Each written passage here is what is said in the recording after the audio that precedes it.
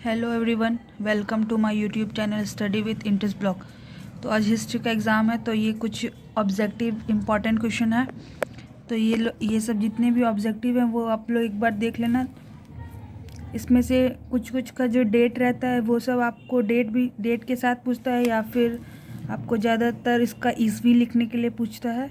तो उसमें से कुछ कुछ इम्पॉर्टेंट है। फिर ये किताबुल रहला वगैरह किसकी यात्रा थी, इब्न बतूता की, ये सब कुछ इम्पॉर्टेंट क्वेश्चन है जो कि आपको 1 मार्क्स में भी पूछता है।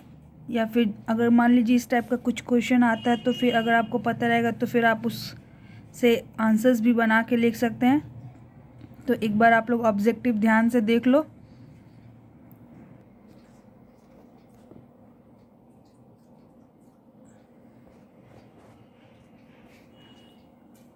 फिर इम्पॉर्टेंट क्वेश्चंस कुछ कुछ हम जो वो सब डाले हैं उसका आंसर्स भी है, वो सब भी देख लेना। फिर 1857 का रिवॉल्यूशन, वो सब उसका डेट याद रखना, 10 मई। ये सब इम्पॉर्टेंट है। कभी कभी डेट ऊपर नीचे भी रहता है, बट आप लोग डेट ध्यान रखना क्योंकि इस समय डेट भी पूछ देता है। तो ये कुछ कुछ इम्पॉर्टेंट क्वेश्चंस है ऑब्जेक्टिव का। तो देखिए यहाँ तक जो भी इम्पोर्टेंट क्वेश्चन है उसका आंसर के साथ हम वीडियो भी डाले हैं, वो सब भी देख लेना एक बार।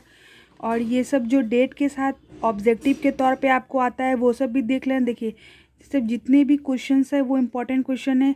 जैसे मोहनजोदड़ो किस भाषा का अर्थ है, तो सिंधी। हड़प्पा किस नदी के किनारे है, तो रावी। फिर सिंधु वासियों का प्रमुख देवता कौन था, तो पशुपति देव। अगर 1 नंबर का क्वेश्चन आता होगा तो फिर 1 नंबर के क्वेश्चन में भी आपको ये आंसर पूछ सकते हैं डायरेक्ट वे में। बट आई थिंक अब तो ऑब्जेक्टिव कर दिया तो फिर ये ऑब्जेक्टिव के तौर पे भी आएगा। देखिए ये इम्पॉर्टेंट क्वेश्चन है। 78 में ईस्वी में कनिष्क का राज्याभिषेक हुआ था। ये 78 आपको इम्पॉर्टेंट डेट है, ये याद रखना है कि अगर मान लीजिए ऑब्जेक्टिव में पूछा कि कनिष्क का राज्याभिषेक कब हुआ था तो ये आप लिख सके, आपको पता रहे तो ये सब कुछ इम्पॉर्टेंट्स हैं। आप लोग वीडियो को एक बार अच्छे से देख लेना। और अगर आपको हमारा वीडियो अच्छा लगे तो प्लीज़ हमारे यूट्यूब चैनल को सब्सक्राइब करना। तो देखिए आईने एक बड़ी को 4 भागों में बांटा गया था, ये हम आपको कल भी बताए थे, पोजल, परौती, चंचल और बंजर।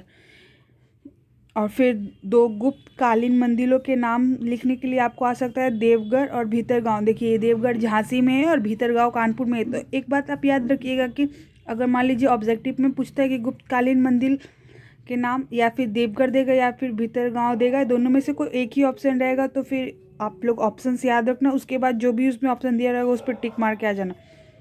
ऐसे आप लोग 2 नाम याद रखिएगा, देवगढ़ और भीतरगांव। तो देखिए यहाँ पे ये भी इम्पोर्टेंट क्वेश्चन है, आपको ऑब्जेक्टिव पे आ सकता है कि कुतुब मीनार को फिनिश किसने किया था, यानी जो बनाया मतलब बनवाया कौन था, नहीं जो बना पूरा ख़त्म किया था उसको वो कौन था, तो वो था इल्तुतमिश। ये आपको ध्यान में रखना है। फिर देख लीजिए फाउंडर ऑफ मौर्य डायनेस्टी, तो चंद्रगुप्त मौर्य।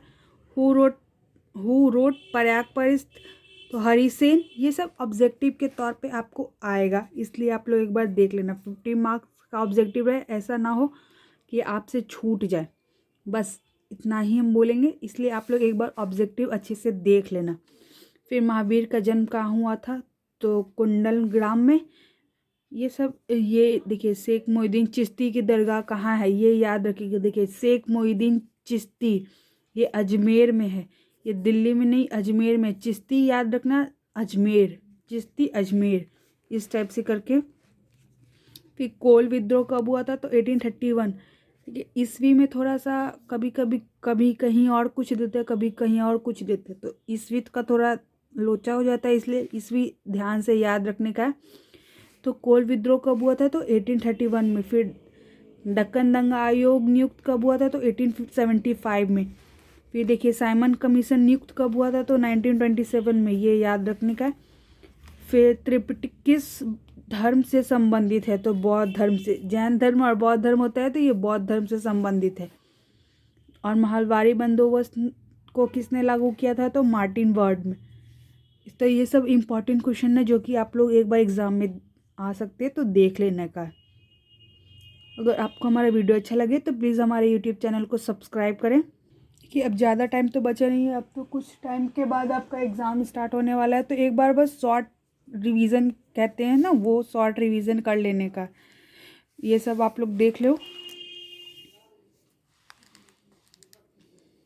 देखिए, स्थापत्य कला की सबसे अधिक विकास किसके समय में हुआ था? तो शाहजहाँ। स्थापत्य कला मतलब आर्ट कहते हैं ना जिसको, आर्ट, वो सब। देखिए, संथाल विद्रोह का नेता कौन था? तो सिद्धो कान्हो। ये सब इम्पोर्टेंट क्वेश्चन है। देखिए यहाँ पे फिर आपको पूछ सकता है आईने अकबरी के कितने भाग थे? तो 5 भाग थे। देखिए यहाँ पे भी एक ख्वाजा मुहिउद्दीन चिश्ती की दरगाह कहाँ है? देखिए, चिश्ती रिलेटेड जो भी रहेगा वो अजमेर में है। तो आप पिछले क्वेश्चन में भी देखे थे, वो भी जो था वो अजमेर में था। क्वेश्चन में कंफ्यूजन नहीं होना है कि ख्वाजा मुहिउद्दीन चिश्ती कहाँ है, तो अजमेर, या फिर वो क्या था पीछे आपका क्वेश्चन था ना एक, शेख मोहिउद्दीन चिश्ती की दरगाह कहाँ है, तो वो भी अजमेर में ही। ऐसा ना हो कि दिल्ली ऑप्शन दे तो दिल्ली में लगा देना। फिर एक इम्पॉर्टेंट क्वेश्चन ये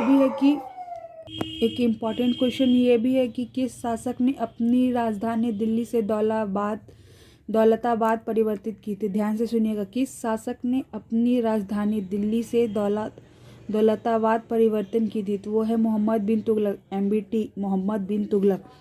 फिर ये सब इम्पोर्टेंट क्वेश्चन है, आप लोग देख लेना। मौलाना आज़ाद ने किस दिन को काला दिन कहा था? तो 16 अगस्त 1946। तो इस तरह के क्वेश्चन आपसे पूछ सकते हैं। फिर 1947 से रिलेटेड आपको क्वेश्चन आ सकते हैं कि जलियांवाला बाग हत्याकांड कब हुआ था? अप्रैल में हुआ था 1919 को। वो सब एक इम्पॉर्टेंट बेसिक क्वेश्चंस है जो कि आपको ऑब्जेक्टिव के तौर पे आ सकता है। तो आप लोग प्लीज़ एक बार पढ़ लेना, वो हम बता देते हैं। और आपको हमारा वीडियो अच्छा लगे तो प्लीज़ हमारे यूट्यूब चैनल को सब्सक्राइब करें।